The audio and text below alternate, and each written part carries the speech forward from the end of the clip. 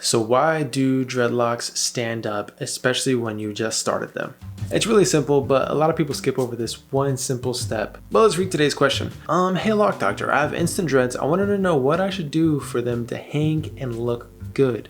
Let's take a look at his dreadlocks. So we definitely see that he has a 4C hair type and he has instant locks, and his hair looks like it's probably about 2 inches. Obviously if it's elongated, it's about 3, maybe even possibly 4 inches, but it's still extremely short. So how do we avoid the hair standing up? A real simple way to achieve the hair to lay down is to simply wear either a beanie, a do-rag, or something on your head to make the hair flat. And I would recommend doing this while you're sleeping, and just take it off in the morning time or after you shower, whenever you want to do it. This will allow the hair to lay down and stay laying down even after taking off the do-rag or the beanie or the hat, whatever you're wearing. And this will honestly permanently solve your issues if you're wearing a cover every single night. Now, of course, I'll tell you the boring way of just being patient, allowing your hair to get a little bit longer for it to actually hang, because those two go hand in hand. Your hair has to be a little bit longer for it to hang. But how can you get it to lay now? You can do it by interlocking. It's extremely easy to do. All you do is take the tip of the dreadlock, thread it through the roots of your dreadlock, pull it down. Not only does this lock up your roots, but it helps the hair to lay in the direction you want it to. All you do is push it through the roots in the direction you want it to lay, and that's really all there is to it. But of course, if you want to be a pro at doing this, you can join one of my classes that I'll teach you personally how to use these dreadlock tools